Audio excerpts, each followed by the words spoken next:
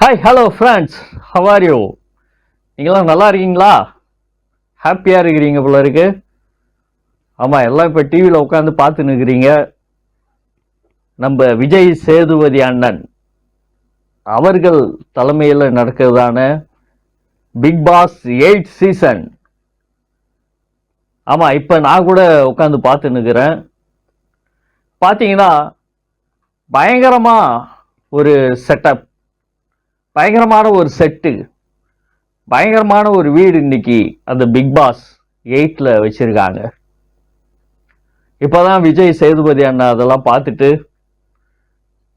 அந்த கண்டன்ஸ்ட கூப்பிட போயிருக்காரு.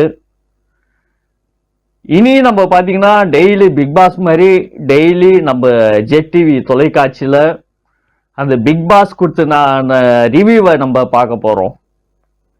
தினமும் நான் அவங்கள சந்திக்க போகிறேன். நீங்கள் தினமும் இரவு நீங்கள் காத்திருங்க. அன்றைக்கு நடக்கிறதான அந்த பிக் பாஸினுடைய முக்கிய சாராம்சங்களை கொண்டதான ரிவ்யூ, இது எப்படி இருக்கு, எப்படி போகும் அப்படின்றத நம்ம ஒரு ஆராய்ந்து நம்ம பேச இருக்கிறோம். நீங்களும் உங்களுடைய கருத்துக்களை நீங்கள் கமெண்ட்ஸில் நீங்கள் சொல்லுங்கள். நீங்கள் சொன்னீங்கன்னா அது குறித்து அடுத்த நாள் நம்ம அது குறித்து நம்ம விவாதிக்கலாம். ஒவ்வொரு நாள் நம்ம அந்த நிகழ்ச்சியை பார்த்துட்டு அந்த நிகழ்ச்சி எப்படி போகுது, யார் யாருடைய நிலைமை, யார் யாருடைய மனநிலை எப்படி இருக்கிறது என்பதை குறித்து நம்ம பார்க்க போகிறோம். இப்போதான் விஜய் சேதுபதி பார்த்தாரு. பார்க்கும் போதே ஒரு புதிய கோணத்தில் இருந்துச்சு. எப்பொழுதும் இல்லாத ஒரு பிக் பாஸ் வீடு, அதாவது 2 பிரிவா பிரிக்கப்பட்டு இருக்கிறது. நடுவில் ஒரு கோடு ஒன்று, சம்சாரம் மின்சாரம் ஒரு திரைப்படம்,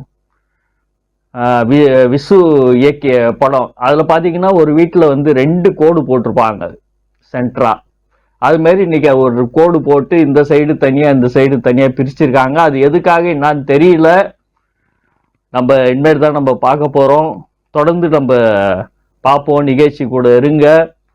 இவ்வளோ நாள் கமலஹாசன் அவர்கள் அதை நடத்தி கொண்டிருந்தா 7 சீசனு மிக சிறப்பாக போச்சு. கொஞ்சம் தொய்வு, சில சீசனில் கொஞ்சம் தொய்வு இருந்துச்சு. இருந்தாலும் அது கொஞ்சம் போயிட்டு இருந்துச்சு. அவர் எல்லாரையும் சமாளிச்சாரு. ஆனால் விஜய் சேதுபதி எப்படி சமாளிப்பாரா மற்றவர்களை? ஏன்னா சில சீனியரும் வரலாம், ஜூனியர்ஸும் வருவாங்க. ஏன்னா கமலுடைய அனுபவம் வேற, சின்ன குழந்தையிலேருந்து இருக்கிறாரு. ஆனால் விஜய் சேதுபதி திரைப்படத்தில் இப்போதான் வந்திருக்காரு. அவருடைய அந்த வருடங்கள் கம்மி அவர் திரைத்துறையில்.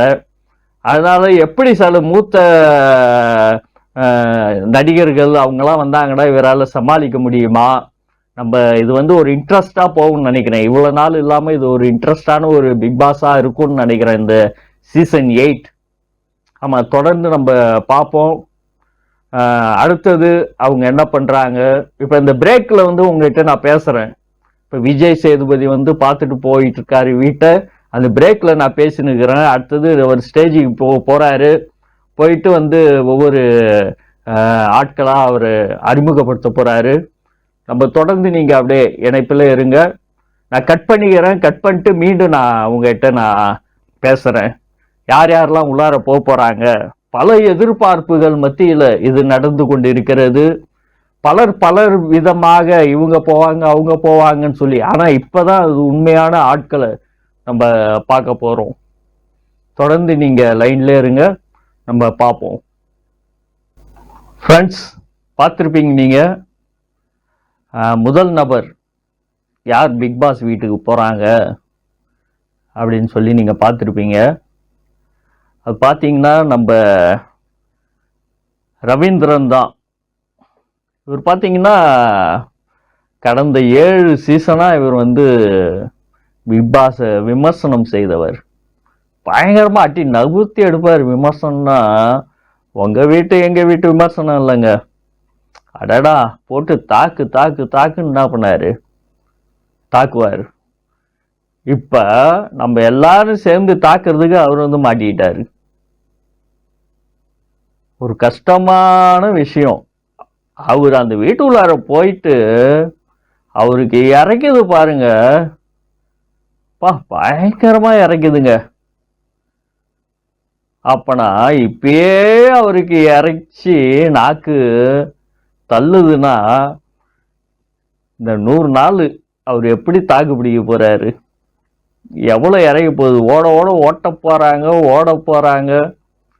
ஏன்னா கேம் நிறைய இருக்குது, சும்மா கிடையாது. பிக் பாஸ் ஓடணும், அடிச்சுப்பாங்க, கேம்ஸ் நிறைய இருக்கு. இவர் 100 நாள் தாக்கு பிடிப்பாரா என்னான்னு தெரியல. அப்புறம் பாத்தீங்கன்னா விஜய் சேதுபதி கேட்டாரு, எனக்கு நீங்க தான் எல்லாருக்கும் விமர்சனம் பண்ணீங்களே 7 சீசனா, நீங்க ஒரு விமர்சனம் எனக்கு ஒன்று சொல்லுங்களேன், கமலுக்கு அப்புறம் நான் வந்திருக்கேனே விமர்சனம் பண்ணுங்களேன்ட்டு. ஆனா எப்படி பேசினாரு விமர்சனத்துல, அப்படியே பாத்தீங்கன்னா அப்படியே மழுப்புறாருங்க. அப்படியே தலைவர் ரவீந்திரன் பாத்தீங்கன்னா மழுப்புறாரு. ஃபேட் மேன் அவரு பாத்தீங்கன்னா பெல்ட்ல என்ன பண்ணிருக்காங்கன்னா ஃபேட் மேன் கொடுத்துருக்காங்க. அப்படியே மழுப்பி அந்த அப்படியே சொல்லு வழியுதுன்னு பாத்தீங்களா, அப்படியே என்னமோ அதே மாதிரி பேசுறாருங்க அவரு. பார்ப்போம் அவர் எப்படிதான் பண்றாரு, என்னதான் பண்ண போறாருன்னு தெரியல. அந்த வீட்டுல பாத்தீங்கன்னா 2ஆ பிரிச்சிருக்காங்க. அந்த வெளியில பாத்தீங்கன்னா அந்த வீட்டை வெளியில காட்டும் போதே பாத்தீங்கன்னா ஒரு சைடு ஒரு கலரும் பாதி வேற கலரும் இருக்குது. நீங்க சரியா பார்க்கலன்னா மறுபடியும் பாருங்க. நீங்க அந்த வீட்டோடைய வெளி தோற்றத்தை பார்க்கும்போது அதிலே பாத்தீங்கன்னா 2 கலர்ஸ் என்ன பண்ணிருக்காங்க, டிஃப்ரெண்ட் பண்ணிருக்காங்க. அது மாதிரி அவர் பாவம் எப்படி எங்க உட்கார போறாருன்னு தெரியல, ரொம்ப கஷ்டம். சின்ன சின்ன சேருங்களா இருக்கு, அந்த சேர்லாம் அவர் எப்படி உட்கார போறாருன்னு தெரியல. இப்ப 2வது போட்டியாளர் சாச்சனான்னு சொல்லிட்டு ஒரு பொண்ணு போயிருக்காங்க. அவங்க பாத்தீங்கன்னா விஜய் சேதுபதி படத்துல 50வது படம், 50வது படத்துல அவங்க விஜய் சேதுபதிக்கு மகளா நடிச்சிருக்காங்க. அவங்க ஒரு நடிகை. விஜய் சேதுபதிக்கு மிகவும் நன்கு அறிந்தவர், நல்லா தெரிஞ்சவர். ஏன்னா ஒரு அந்த ஷூட்டிங் ஃபுல்லா என்ன பண்ணிருக்காங்க, ஒரு 50 நாளைக்கு மேல அந்த விஜய் சேதுபதி கூட அவங்க பழகி இருக்காங்க. ஸ்டேஜில் கூட சொல்றாரு விஜய் சேதுபதி, நீ என்னை சாருன்னு கூப்பிடலாம், இல்லாட்டினா அப்பான்னு கூப்பிடலாம் அப்படின்னு. ஆனா நீ அப்பான்னு கூட்டினா அது தகுந்த மாதிரி நீ நடந்துக்கணும் அப்படின்னு ஒரு வேற என்ன பண்ணிட்டாரு, அங்க வச்சிட்டாரு. அவங்க ரொம்பவும் பதட்டமா இருக்கிறாங்க அந்த வீட்டுக்குள்ளார. ஏன்னா பயங்கர பதட்டம். இதுக்கே விஜய் சேதுபதி கூட அவங்க நடிச்சிருக்காங்க, முன்னாடியே அவரை தெரியும். அப்படி இருந்தாலும் பாத்தீங்கன்னா பயங்கரமான ஒரு பதட்டம் கண்டிப்பா இருக்கும் தான். ஏன்னா ரவீந்திரனுக்கே இருக்குது, அவரு ஒரு தயாரிப்பாளர்னு சொல்றாங்க, எல்லாம் பண்றாங்க, பயங்கரமா விமர்சனம், எல்லாரும் விமர்சனம் பண்ணுவாரு அவரு. பிக் பாஸ் எல்லாம் விட்டு கிழின்னு கிழிச்சாரு. ஆனா அவரே பாத்தீங்கன்னா அப்படியே அவருக்கு அப்படியே வேர்த்து ஊத்துது, இப்படின்றாரு இப்படின்றாரு. அப்படியே ஸ்டேஜ்ல பாத்தீங்கன்னா விஜய் சேதுபதி கிட்ட நிக்கும் போது அப்படியே ஃபுல்லா ஊத்துது. எப்படி இருந்தாலும் அது ஒரு ஏசி செட்டா தான் இருக்கும். அதுல பாத்தீங்கன்னா அவருக்கு வேர்த்து ஊத்துதுன்னா அப்ப பாப்பாவுக்கு அந்த பொண்ணு எப்படி இருக்கும், பயங்கர பதட்டமா இருக்கும். அப்படியே அவங்க ஃபேமிலியை பண்ணிட்டு உள்ளார போனாங்க. உள்ளார போன உடனே அவரு சாவி இன்னும் தேடி நிற்கிறாரு, சாவி கிடைக்கல. உடனே இந்த சாட்சனா அவங்களும் உள்ளார போனாங்க. போய் அவங்களும் சாவி இல்லை அப்படின்றாரு. 2 பேரும் உட்காந்து பேசினுக்கிறாங்க. அவர் வேற இன்ட்ரடியூசர் ஆகிக்கிறாரு, எனக்கு தெரியுமான்னு சொல்லி. அவரே தெரியாத ஆளே உண்டா, விமர்சனங்கள் அவர் மேலேயும் பயங்கர விமர்சனங்கள் வந்துச்சு. அப்படிப்பட்டதான ஆள் அவரு. அவரை தெரியாம யாருமே இருக்க மாட்டாங்க, ரவீந்திரன் தெரியாம. அவர் 2 பேரும் இன்ட்ரடியூஸ் பண்ணாங்க. இந்த பொண்ணு அவருக்கு தெரியுமான்னு தெரியல, இன்ட்ரடியூஸ் பண்ணிக்கிட்டாங்க. அப்புறம் பிக் பாஸ் கூப்பிட்டுருக்காரு, 2 பேரையும் கூப்பிட்டுருக்காரு. அவர் சாவி கேட்டா எல்லாம் ஒரு வெயிட் பண்ணுங்க, ஒரு காரணம் இல்லாம நாங்க செய்ய மாட்டோம்னு சொல்லியிருக்காங்க. அந்த வீட்டை பார்த்தீங்கன்னா ஒரு சைடு ரெட்டு ஒரு சைடு கிரீனா பிரிச்சிருக்க மாதிரி எனக்கு இருக்கு. ஏதோ பாசிட்டிவ் நெகட்டிவ் பண்றாங்களா, எதுக்கு அந்த சிவப்பு கலரும் நீல கலருமா இது பண்ணியிருக்காங்க? எங்க அந்த சிவப்பு டேஞ்சர்னு நம்ம முன்னோர்கள் அதை பிரித்து வச்சிருக்காங்க. இந்த ப்ளூ கலர் நீலம், இல்லை பாருங்க, பச்சை பச்சை கலர் எல்லாத்துக்குமே ஒரு நல்ல நிகழ்வா என்ன பண்ணியிருக்காங்க, அது பச்சைனாலே ஒரு பசுமையானது, ஒரு நல்லது, அப்படி எல்லாத்துக்கும் ஓகே சொல்லுறது. பச்சை கொடி காட்டிட்டாங்க அப்படின்னு சொல்லுவாங்க. சிவப்பு கொடி காட்டிட்டா நின்னுடணும், டேஞ்சரு அப்படின்ற மாதிரி. அது எதுக்கு இது வச்சிருக்காங்கன்னு தெரியல. நீங்க எத்தனை பேர் அதை உற்று நோக்கி பார்த்தீங்கன்னு தெரியல. மறுபடியும் நீங்க அது பாருங்க. மறுபடியும் நீங்க அந்த விளம்பரம் முடிச்சுட்டு பார்க்கும்போது பாருங்க, அது 2 கலரா வந்து அந்த வீட்டு முன்னாடியே அதை பிரிச்சிருக்காங்க. இதெல்லாம் கொஞ்சம் இதை நீங்களாம் பார்க்கணும். எந்த நோக்கத்துக்காக, எதுக்காக இதெல்லாம் பண்ணியிருக்காங்க. ஒரு செட்டு போடுறாங்கன்னா, ஒரு ப்ரோக்ராம் பண்றாங்கன்னா, அது பல அது வந்து பேசும், அந்த வீடு பேசும். அதுதான் பிக் பாஸோடைய ஒரு பெரிய ஒரு தனித்தன்மைன்னு சொல்லலாம். அந்த வீடை பேசும். நம்ம தொடர்ந்து நம்ம பார்க்கலாம். அடுத்தது யாரு போறாங்க, அவங்க எப்படிப்பட்டவங்க யாருன்றத நம்ம மீண்டும் நம்ம பார்ப்போம். அடுத்த 3வது பார்த்தீங்கன்னா தர்ஷா குப்தா. இவங்க பார்த்தீங்கன்னா ஒரு சீரியல் நடிகை. இவங்க தான் போயிருக்காங்க. இவங்க போகும்போதே பயங்கரமாக டான்ஸ் எல்லாம் ஆடி ஒரு குதூகலமாக போயிருக்காங்க. இவங்க பார்த்தீங்கன்னா ஒரு சீரியலில் வந்து ஹீரோயினாக நடிச்சிருக்காங்க. அது மட்டும் இல்லாமல் விஜய் டிவியின் குக் வித் கோமாளியில் இவங்க கலந்து அதில் இருந்திருக்காங்க. அதனால் ஒரு நன்கு வெளியில் தெரிஞ்சவங்க தான். இவங்க ஒரு இன்ஸ்டா பிரபலம். ஒரு 3 மில்லியன் ஃபாலோவர்ஸ் வச்சுருக்காங்க இவங்க. அப்படியே ஒரு இந்த மீடியா ஃபீல்டில் ஒரு கலக்கிறவங்க. அவங்க உள்ளார போயிருக்காங்க. ஆனால் பார்த்தீங்கன்னா அவங்க எப்படி இருக்க போகிறாங்கன்னு தெரில. ஏன்னா அவங்க பார்க்கும்போதே ஒரு பந்தாவாக இருக்கிறாங்க. அப்படியே இன்னைக்கு அவங்க வரும்போதே பார்த்தீங்கன்னா பயங்கரமாக அது இருக்குது. அந்த பிக் பாஸ் வீட்டு உள்ளார அவங்க போகிற என்ட்ரியே பார்த்தீங்கன்னா பயங்கரமாக அப்படியே ஸ்டைலாக அப்படியே போகிறாங்க. அப்போ போயிட்டு அவங்க எல்லாம் சோஃபாவில் உட்காந்துருக்காங்க.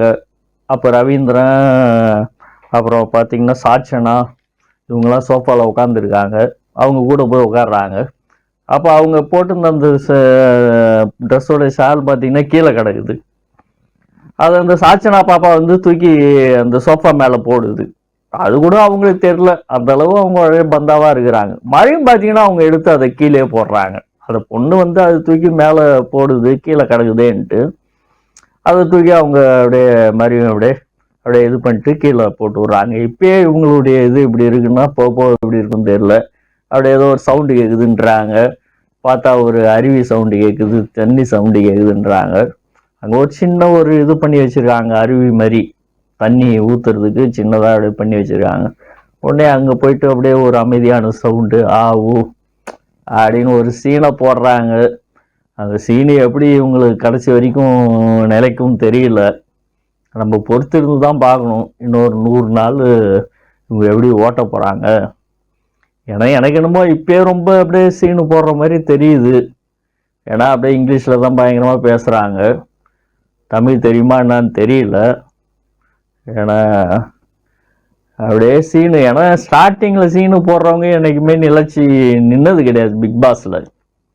கொஞ்சம் அமைதியாக வர்றவங்க தான் அப்புறம் கொஞ்சம் கொஞ்சம் போக என்ன அங்கே என்ன ஏதுன்னு சொல்லி அதை வந்து கரெக்டாக அனலைஸ் பண்ணி போவாங்க. இப்போ ஓவராக சீனு போயிட்டாங்கன்னா நடுவில் பல்ப் வாங்கிட்டு போயிட வேண்டியது தான். பார்ப்போம் எப்படி இருந்து நம்ம பொறுத்து இருந்து பார்ப்போம். இப்போ இந்த 3வது அவங்க போயிருக்காங்க. அடுத்த 4வது யார் வரப்போறான்னு நம்ம பார்க்கலாம். தொடர்ந்து நம்ம பார்த்துன்னே இருக்கிறோம். இப்போ பார்த்தீங்கன்னா 4வது நபராக சத்யான்னு சொல்லிட்டு ஒருத்தர் போயிருக்காரு.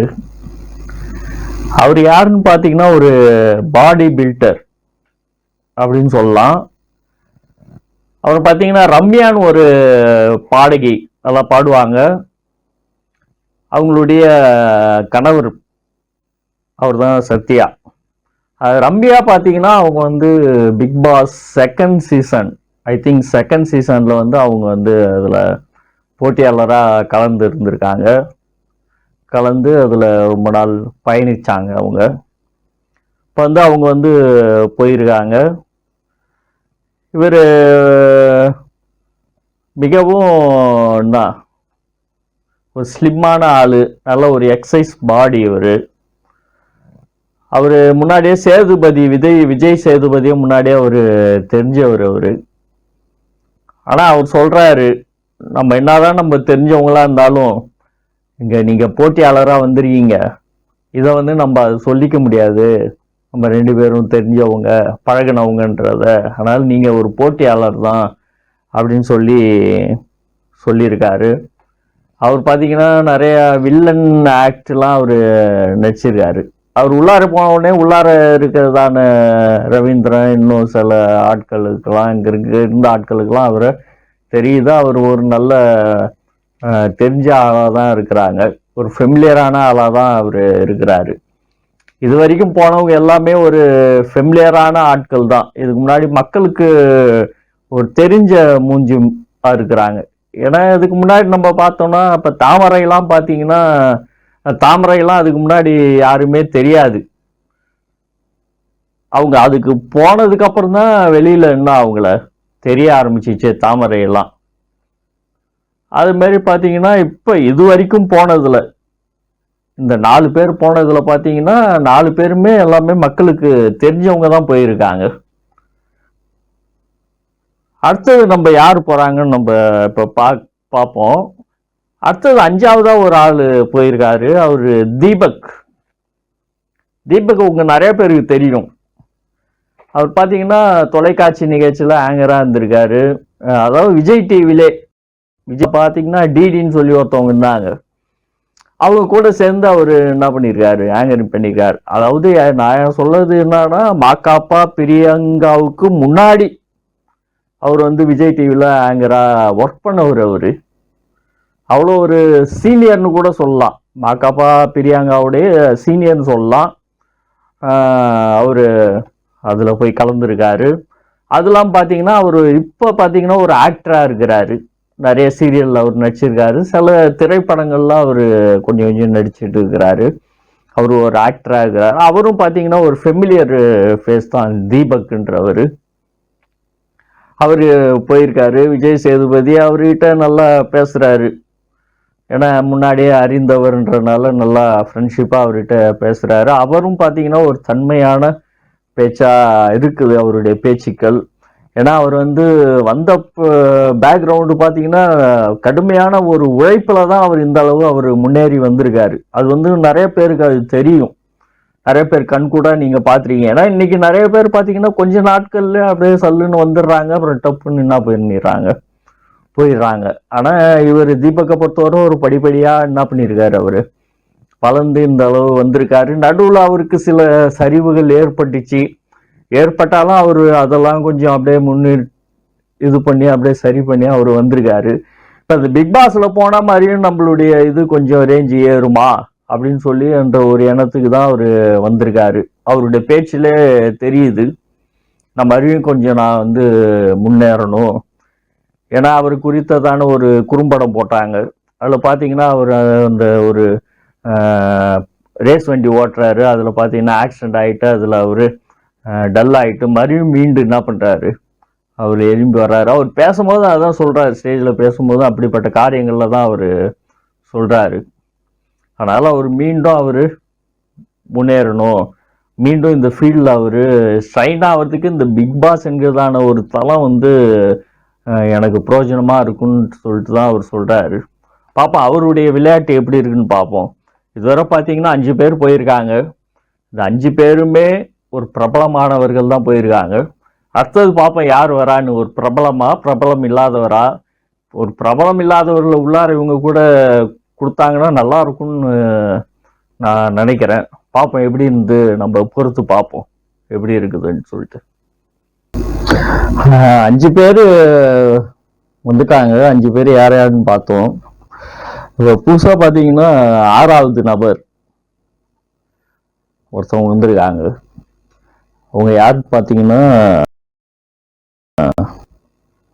ஆர்ஜே ஆனந்தி அப்படின்னு சொல்லிட்டு வந்திருக்காங்க. இவங்க பார்த்தீங்கன்னா இவங்களும் ஒரு பிரபலம், யூடியூப் பிரபலம். அப்புறம் கோமாளி அப்படின்னு ஒரு படத்தில் இவங்க நடிச்சிருக்காங்க.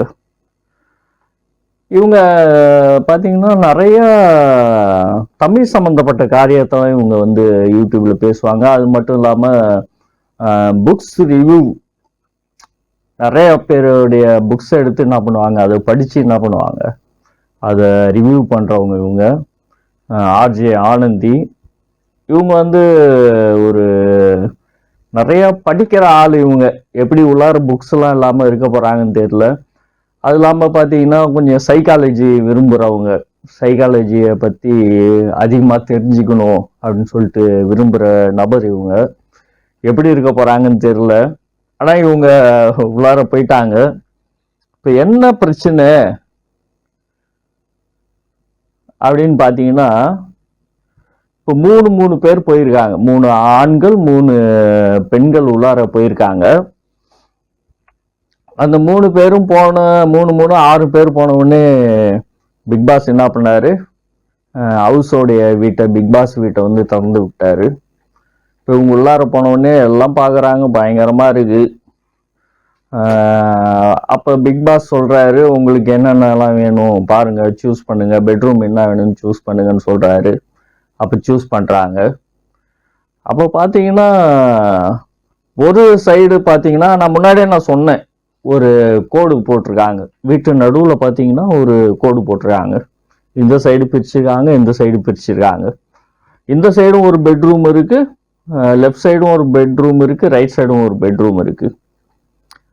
அவ பார்த்தீங்கன்னா ஒரு சைடு உள்ள பெட்ரூம்ல பார்த்தீங்கன்னா 2 பேர் படுக்கிற மாதிரி டபுள் காட் பெட் போட்டிருக்கு. இன்னொரு சைடு பெட்ரூம்ல பார்த்தீங்கன்னா சிங்கிள் காட் பெட்ரூம், ஒருத்தவங்க மட்டும் படுக்கிற பெட்ரூம். அது ஒரு பிங்க் கலர்ல பண்ணியிருக்காங்க, நல்லா பண்ணியிருக்காங்க. அப்போ அந்த டபுள் காட் பெட்ரூம் பார்த்தீங்கன்னா கிச்சன் பக்கத்துல இருக்கு. இப்போ 2 பேருமே வீட்டை சுற்றி பார்த்துட்டு இந்த ஆண்கள் குரூப்பும் பெண்கள் குரூப்புக்கும் இப்பயே பெரும் போராட்டம், பிரச்சனைகள் மாதிரி ஆகிப்போச்சு. ஏன்னா எந்த சைடு நீங்க எடுத்துக்கிறீங்க அப்படின்னு சொல்லி பிக் பாஸ் கேட்டிருக்காரு. அது இல்லாம பிக் பாஸ் ஒரு அறிவிப்பையும் ஒண்ணு கொடுத்திருக்காரு. மென்னுக்கும் உமனுக்கும் தான் இனிமேல் போட்டி. இந்த சீசனே பார்த்தீங்கன்னா மென்னுக்கும் உமனுக்கும் தான் என்ன போட்டி. அதனால ஆண்களும் பெண்களும் 2 சைடு, ஒரு சைடு ஆண்கள் ஒரு சைடு பெண்கள் தான் இருக்க போறீங்க. அதனால நீங்க பிடிக்கணும், எந்த இடம் வேணும்னு சொல்லி நீங்க சூஸ் பண்ணி சொல்லுங்க அப்படின்னு சொல்றாங்க. ஆனா பாத்தீங்கன்னா 2 பேருமே பாத்தீங்கன்னா சிங்கிள் பெட்டு உள்ள இடத்தையே கேட்கறாங்க. அதாவது பிங்க் கலர் உள்ள இடத்தையே என்ன பண்றாங்க, ஆண்களும் கேட்கறாங்க, பெண்களும். இதுல அதிகமா பாத்தீங்கன்னா அவர் ரவீந்திரன் தான் என்ன பண்றாரு, அவர் பயங்கரமா பேசுறாரு. அது இல்லாம பெண்கள் சைடுல பாத்தீங்கன்னா ஆர்ஜே ஆனந்தி அவங்க கடைசியா வராங்க, 6வது நபரா வராங்க. அவங்களும் என்ன பண்றாங்கன்னா பேசுறாங்க. பேசி அப்புறம் பாத்தீங்கன்னா இவங்களால முடிவு எடுக்க முடியல. அப்ப பிக் பாஸ் சொல்றாரு, உங்களால முடிவு எடுக்க முடியல, மாதிரி நீங்க வெளியில போய் சோஃபால போய் உட்காந்துங்க, அப்புறம் பார்க்கலான்ட்டு அந்த விளம்பர இடைவெளியோட நிறுத்திருக்காங்க. அதுக்கப்புறம் என்னன்னு தெரியல. இப்பயே பாத்தீங்கன்னா இவங்களுக்குள்ள ஒரு போராட்ட பிரச்சனை வெடிக்குது இந்த இடத்த பிடிக்கிறதுக்கே. பார்ப்போம், தொடர்ந்து நம்ம பார்ப்போம். 6 பேர் போயிட்டாங்க. 7வது நபர் யாருன்னு நம்ம பார்க்கும்போது ஒரு பயங்கரமான ஒரு ட்விஸ்ட் அங்கதான் வச்சிருக்காங்க. அது என்னன்னா, விஜய் டிவியில குக் வித் கோமாளி, அதுல கோமாளியா இப்ப நடந்த சீசன்ல கொண்டு வந்த மணிமேகலைக்கும் பிரியங்காவுக்கும் சண்டை வந்துச்சு பாருங்க. அந்த சீசன் இப்ப கடைசி சீசன்ல கூட அவங்க வந்து கோமாளியா இருந்தவங்க சுனிதா அப்படின்னு சொல்லிட்டு ஒருத்தவங்க. இவங்க ஒரு தமிழர் கிடையாது, அஸ்ஸாம் சேர்ந்தவங்க. இவங்க சுமார் ஒரு 2011 இவங்க வந்து விஜய் டிவியில இருக்கிறாங்க. ஒரு டான்ஸர். அவங்க டான்ஸ் ப்ரோக்ராம்ல அவங்க ஒரு ஜட்ஜா கூட வந்திருக்காங்க. ஒரு நிகழ்ச்சியில ஜட்ஜா இருந்திருக்காங்க, டான்ஸரு. அவங்க நிறைய திறமை இருக்கு, இருந்தாலும் தன்னை ஒரு நகைச்சுவையாளரா என்ன பண்ணிக்கிறாங்க, மாற்றிக்கொண்டு இருக்கிறாங்க. தமிழ் தெரியாதவங்க, ஆனா கொஞ்சம் தமிழை கத்துக்கிட்டு இப்போ பார்த்தீங்கன்னா நல்லா கொஞ்சம் சென்னை தமிழ் பேசுறவங்களா இருக்கிறாங்க, நல்லா பேசுறாங்க, நகைச்சுவையா பேசுறாங்க. அப்புறம் ஸ்பாட்ல பாத்தீங்கன்னா விட்டு சொல்றது. விஜய் சேதுபதியே சொல்றாரு, இப்ப ஏதாச்சும் ஒரு விட்டு ஒன்று சொல்லுங்க, ஒரு ஜோக் ஒன்று சொல்லுங்க அப்படின்னு டக்குன்னு என்ன பண்றாங்கன்னா ஒரு ஜோக்கு விஜய் சேதுபதி பத்தி அடிக்கிறாங்க.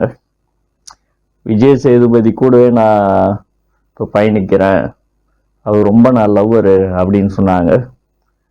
இப்போ அவங்களும் பிக் பாஸ் வீட்டுக்குள்ளார போயிருக்காங்க. அவங்க எப்படி நடப்பாங்கன்னு தெரியல, ஏன்னா எப்பயுமே அவங்க ஜாலியா இருக்கிறவங்க. நம்ம குக்கிட் கோமெல்லாம் பார்த்துருவோம். அது என்னதான் இருந்தாலும் அவங்க மாதிரி ஜாலியாக ஃபன் பண்ணின்னு யாரை பற்றியும் என்ன பண்ண மாட்டாங்க, அவங்க கேர் பண்ண மாட்டாங்க, அவங்க மான்னு ஜாலியாக இருப்பாங்க. அடுத்தது 8வது நபரா ஒரு நபர், இவர் கொஞ்சம் வந்து ஒரு புது நபரா இருக்கிறாரு. ஒரு அறிமுகம் இல்லாத ஒரு நபர் இப்பதான் 8வது நபரா தான் என்ன பண்றாங்க. 7 நபர் அறிமுகமான நபர்களை இது வரைக்கும் அனுப்பியிருக்காங்க. 8வது நபர் அறிமுகம் இல்லாத நபர் ஜெஃப்ரி அப்படின்னு சொல்லிட்டு ஒரு இளம் வயது ஒரு வாலிபனை உள்ளார அனுப்புறாங்க. இவர் பார்த்தீங்கன்னா ஒரு கானா பாடகர், அதாவது சென்னை வாழ் கானா பாடகர்னு சொல்லலாம். நிறைய கானா பாடல்கள் பாடிட்டு இருக்கிறாரு. அப்படிப்பட்டவர் அவர் அனுப்பியிருக்காங்க. ஆனால் பார்த்தீங்கன்னா அவர் ஒரு கடினமான ஒரு உழைப்பாளின்னு கூட சொல்லலாம். ஒரு இளம் வயசு தான், ஆனால் அந்த இளம் வயசுலேயே அவர் சின்னதுலேருந்தே ஒரு கடின ஒரு உழைப்பில் இன்னைக்கு வந்து ஒரு கானா சென்னை கானா பாடகராக இன்னும் இப்போ பிரபலம் ஆகலை. அவர் பிரபலம் ஆகாத அந்த சென்னை ஏரியாவில் இருக்குதான கானா பாடகராக அவர் இருக்கிறாரு. ஆனால் இது ஒரு நல்ல ஒரு பிளாட்ஃபார்மாக இருக்கும்னு நான் நினைக்கிறேன் அவருக்கு. ஏன்னா ஒரு கடினமான உழைப்பாளி அவர். பார்த்தீங்கன்னா அவர் சொல்லும் போது சொல்றாரு, எங்க அம்மாவுடைய கஷ்டம், எங்க அம்மா இவ்வளவு நாள் பட்ட கஷ்டத்தை நான் என்ன பண்ணுவோம், நான் வந்திருக்கேன் நானு. இப்ப பாருங்க எங்க அம்மா சிரிக்கிறாங்க, ஆனா அவங்க உள்ளுக்குள்ளார எவ்வளவு கஷ்டம் இருக்குது என்பது எனக்கு மட்டும்தான் தெரியும். வெளியில அவங்க சிரிக்கிறாங்க. நான் இந்த அளவு நான் பாடினதுக்கு எங்க அம்மா தான். எங்க அம்மா சின்ன வயசுல இருந்து என்னை பாட வச்சு ஊக்க வச்சு என்னுடைய தவறெல்லாம் சுட்டி காட்டி அதெல்லாம் மாற்றி இன்னைக்கு நான் ஒரு கானா பாடகரா நான் வந்திருக்கேன்னா அது என்னுடைய முழு முயற்சி எங்க அம்மா செய்தது தான் அப்படின்னு சொல்லி சொல்றாரு அவரு. நான் சின்ன பிள்ளையா அவன் இருக்கும்போது ஃபர்ஸ்ட் பாடின பாட்டு கடவுள் உள்ளமே என்ற பாட்டு தான் அவரு பாடியிருக்காப்புல. அவங்க அம்மா அதுதான் பாடி கரெக்ஷன் பண்ணி அதுக்கப்புறம் உன்னால பாட முடியும் அப்படின்னு சொல்லி. பார்த்தீங்கன்னா இது பெற்றோர்கள் பார்த்தீங்கன்னா சில பெற்றோர்கள் அப்படி இருக்கிறாங்க. தன்னுடைய பிள்ளைகள் பார்த்தீங்கன்னா எதுல டேலண்டா இருக்கிறாங்க அப்படின்றத கண்டுபிடிச்சு என்ன பண்றாங்க, அதுல வளர்க்குறாங்க. ஆனா சில பெற்றோர்கள் பார்த்தீங்கன்னா அவங்க என்ன நினைக்கிறாங்க, ஒரு டாக்டரா போகணும் என் பையன் ஒரு இன்ஜினியரா போகணும் அப்படிதான் என்ன பண்றாங்க. அவனுக்கு படிப்பு வராட்டினா கூட அவனை போட்டு அழுத்தி ஒரு ப்ரெஷர் பண்ணி என்ன பண்றாங்க, அவனுடைய மைண்டை ஒரு ப்ரெஷராக ஆக்குறாங்க. ஆனா இது பாத்தீங்கன்னா அவன் இன்னைக்கு ஸ்டேஜ் நிற்கும் போதே ஒரு ஒரு ஒரு எப்படின்னு சொல்ல எனக்கு தெரியல. அவன் சில இதெல்லாம் பேசும்போது எனக்கே பார்த்தீங்கன்னா கண்கள்ல தண்ணீர் வந்துருச்சு. அவ்வளோ கஷ்டம், அவ்வளோ இது. இன்னைக்கு வந்து ஒரு ஒரு ஒரு பெரிய ஒரு சேனல்ல, ஒரு இன்டர்நேஷனல் சேனல்ல அந்த பிக் பாஸ் 8வது சீசன்ல வந்து அவன் நிக்கிறான்னா அவனுடைய ஒரு உழைப்புன்னு சொல்லலாம். அந்த ரத்தத்தை சிந்தி வேர்வையா சிந்தி அவன் உழைத்த உழைப்புன்னு சொல்லலாம். அந்த ஜெஃப்ரி கண்டிப்பா வந்து ஒரு நல்ல ஒரு நிலைமைக்கு வருவான், நல்லா விளையாடுவான்னு நான் நினைக்கிறேன். அது எப்படின்னு தெரியல. அது மாதிரி விஜய் சேதுபதி அவனை நல்லா வந்து இது பண்ணாரு. எல்லாருக்கும் ஒரு அந்த ஃபைனல் வர்றவங்களுக்கு கொடுக்கறதான அந்த கோப்பையினுடைய டூப்ளிகேட் ஒன்று எல்லாரும் கொடுக்குறாங்க. அது வந்து திருப்பி என்கிட்ட கொடுங்க, நான் வந்து நீங்கள் வின் பண்ணிட்டீங்கன்னா ஒரிஜினல் கொடுக்குறேன்னு சொல்கிறாப்புல விஜய் சேதுபதி. ஆனால் இவனுக்கு மட்டும் என்ன சொல்லியிருக்காருன்னா, இது வந்து உனக்காக நான் கொடுக்குறேன். ஏன்னா அந்த ஸ்பாட்டில் விஜய் சேதுபதியும் அந்த செட்டை பற்றியும் அந்த 8வது சீசனை பற்றியும் அந்த வீட்டை பத்தியும் ஏதாவது பாட முடியுமான்னு சொல்றாரு. அவன் உடனே என்ன பண்றான்னா, உடனே அவன் ஒரு லிரிக்ஸை மைண்ட் உள்ளார இது பண்ணி வித்தின் செகண்ட்ல என்ன பண்றான் அவன் அந்த ஒரு கானா பாட்டை பாடுறான். உடனே அவரு நான் இது உனக்கு ஒரு பரிசா கொடுக்குறேன் அப்படின்னு சொல்லி கொடுத்துருக்காரு விஜய் சேதுபதி. அவன் கோட்டு நல்லா ஒரு டிஃப்ரெண்டா இருந்துச்சு. அது எல்லாருக்குமே அது பிடிச்சிருக்கும் அந்த கலர்ஸ். அது அவர் என்னன்னா இவரே என்ன பண்ணாரு, எல்லாருமே அப் பண்ணல. இதுக்கு முன்னாடி பார்த்தீங்கன்னா சுனிதா மட்டும் நான் அவங்கள அப் பண்ணிக்கணும்னு சொல்லி அப் பண்ணிச்சேன். ஆனால் ஜெஃப்ரியை பொறுத்தவரை என்ன பண்ணா விஜய் சேதுபதியே என்ன பண்ணாரு, அப் பண்ணி அவனை என்ன பண்ணாரு ஒரு இது பண்ணாரு, ஒரு மகிழ்ச்சியை தெரிவிச்சாரு. அவங்க அம்மாவும் இருந்தாங்க. அவங்க அம்மா கொஞ்சம் பையனுடைய அந்த உயர்வை பார்த்து அவங்க சந்தோஷப்பட்டு ஆனந்த கண்ணீர் வெடிச்சாங்க. அது பார்க்கும்போது ரொம்ப மனசுக்கு கொஞ்சம் ஒரு அழுத்தமா இருந்துச்சு, ஒரு இதா இருந்துச்சு. கண்டிப்பா இதே மாதிரி ஆட்களை வந்து விஜய் டிவி தேர்ந்தெடுப்பது ஒரு நல்ல காரியம்தான்.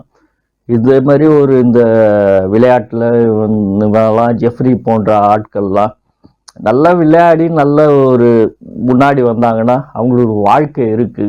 பார்ப்போம் எப்படி விளையாடுறாங்கன்னு நம்ம பொறுத்து இருந்து பார்ப்போம். ஏன்னா இப்போ நம்ம எடை போட முடியாது, இன்னும் சிறிது நாட்கள் போனாதான் அது நம்ம தெரியும் அவங்களுடைய ஆக்டிவிட்டிஸ் எல்லாம். அவன் கண்டிப்பா அவன் வாழ்க்கையில முன்னேறணும்னு நினைச்சானா கண்டிப்பா என்ன இந்த ஒரு போட்டியை வந்து அவனுக்கு ஒரு அவனுடைய வாழ்க்கைக்கு ஒரு தகுந்த போட்டியா இருக்கும்னு நினைக்கிறேன். பார்ப்போம், தொடர்ந்து நம்ம பார்ப்போம். அடுத்தது யார் வர போறாங்கன்னு நம்ம பார்ப்போம். ஒரு சரியான ட்விஸ்ட் போயினே இருக்குது. பார்த்தீங்கன்னா வந்தாங்க, 8வது ஃப்ரீ வந்தாப்புல. இவங்க 2 பேரும் உள்ளார போனதுக்கு அப்புறம் என்ன பண்ணிட்டாருன்னு பிக் பாஸ் இவங்க 2 பேரை மட்டும் உள்ளார கூப்பிட்டு லிவிங் ஏரியாவுக்கு கூப்பிட்டு பெட்ரூம்லாம் பார்க்க சொன்னாரு. பெட்ரூமை பார்க்க சொல்லிட்டு கடைசியில் பார்த்தீங்கன்னா அவங்க 3 6 பேர் அவங்க டிசைட் பண்ணல.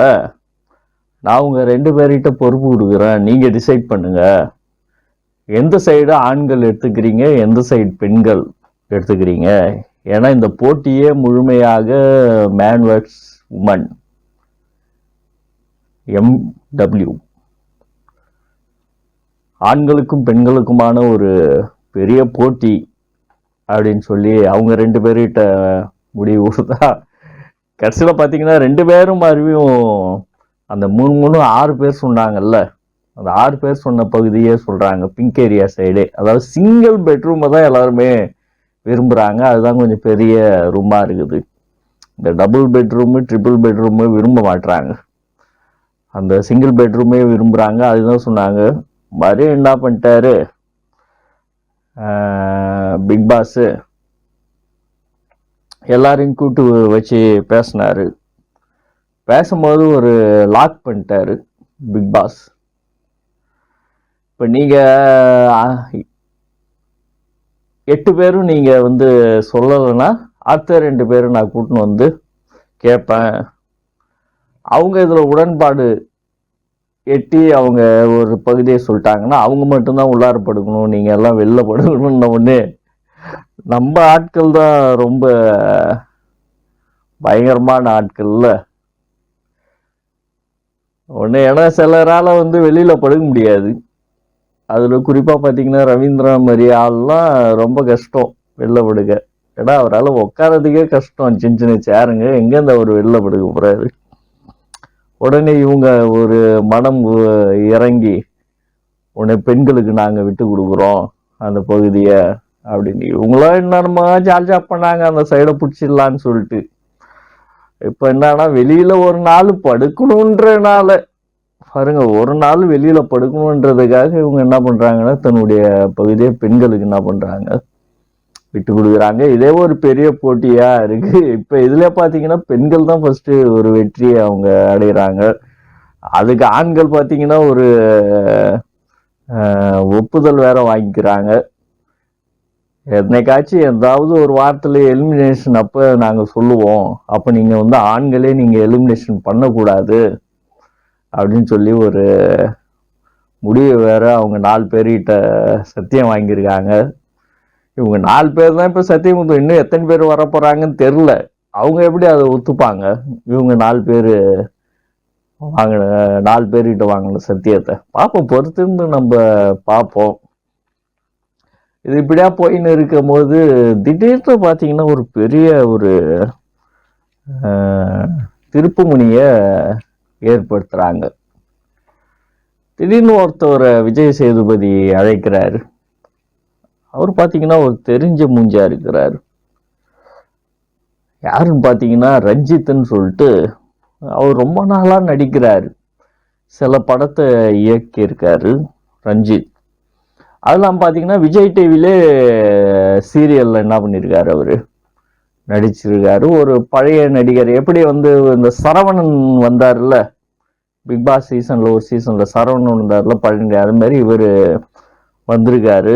ஆனா பாத்தீங்கன்னா இவரு ஒரு அதிக விமர்சனத்துக்கு மத்தியில இப்ப சமீபத்துல அதிகமா பேச்சு இவரு அடிபட்டுச்சு.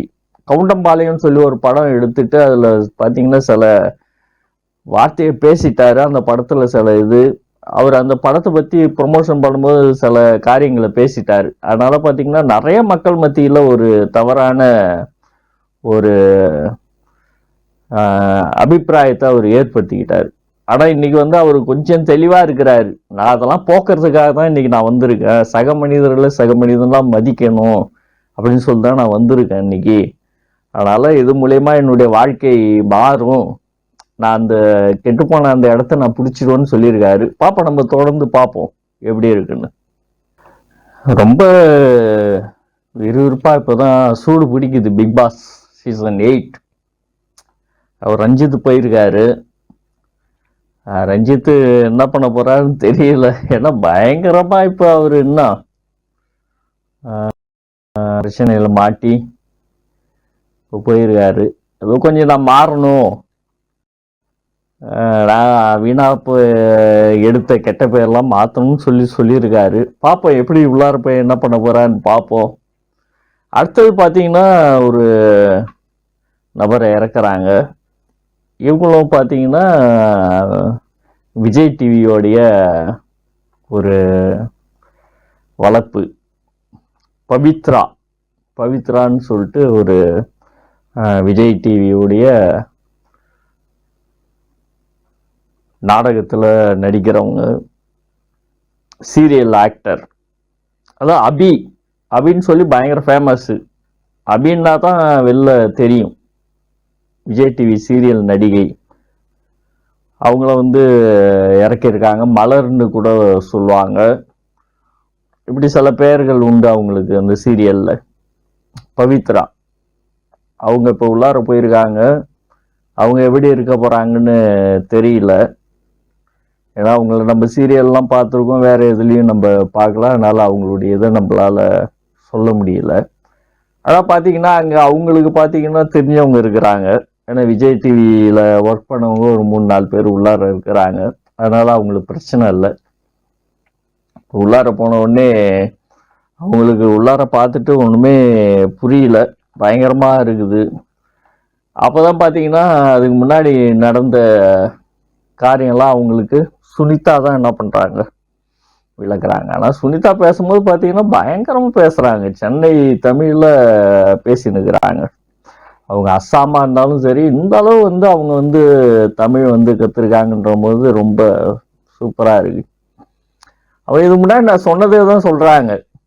ரவீந்திரன்லாம் வெளில படுக்க முடியாது, அதனால அவங்க வந்து என்ன பண்ணிட்டாங்கன்னா அவங்க வெளியில ஒரு நாள் படுக்கிறதுக்கு பயந்துட்டு என்ன பண்ணிட்டாங்க, அவங்க விட்டு கொடுத்துட்டாங்க. ஒரு வாரம் தானே நம்ம எலிமினேட் பண்ண போறோம், ஆனால் 106 நாள் நம்ம படுக்கணும்ல. அது 106 நாள் நம்ம இங்க இருக்கிறோம், அதுக்கு வந்து ஒரு வாரத்தை விட்டு கொடுக்கறது ஒன்றும் தப்பு இல்லை அப்படின்னு சொல்லி சுனிதா சொல்றாங்க. இது நல்ல ஒரு சிந்திக்க வேண்டிய விஷயம். 106 நாள் நம்ம இங்க ஏன் கஷ்டப்படணும்? 3 பேர் 2 பேர் பெட்ல ஒரு கம்ஃபர்ட் இல்லாம. அப்போ ஒரு வாரத்துக்கு நம்ம விட்டு கொடுக்கலாம் அப்படின்னு சொல்லியிருக்காங்க. அது எப்படி பிக் பாஸ் வந்து ட்விஸ்ட் வைக்க போறாருன்னு தெரியல.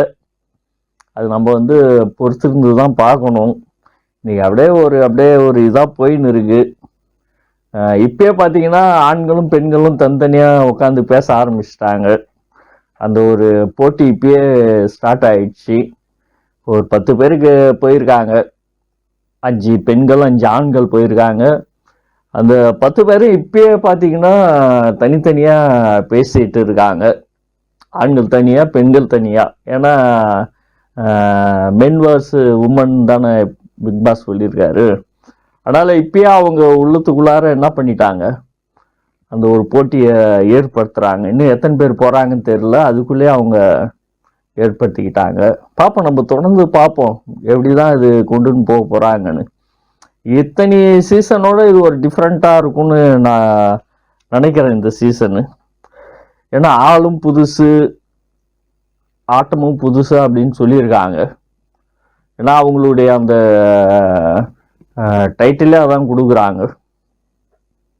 அது பிக் பாஸ் 8 டேக்லைன் சொல்லுவாங்க. டேக்லைன் பார்த்தீங்கன்னா ஆளும் புதுசு ஆட்டமும் புதுசுன்னு சொல்லி கொடுத்துருக்காங்க. அது எப்படின்னு தெரில. ஏன்னா இப்போ டிஃப்ரெண்ட்டாக அதான் 2 வீட்டை 2ஆக பிரித்து, அதுக்கு முன்னாடி பார்த்தீங்கன்னா வேற மாதிரி ஒரு சின்ன வீடு இருக்கும், அதில் போயிட்டு மாறுவாங்க, இது பண்ணுவாங்க, எல்லாம் ஒன்றா இருப்பாங்க.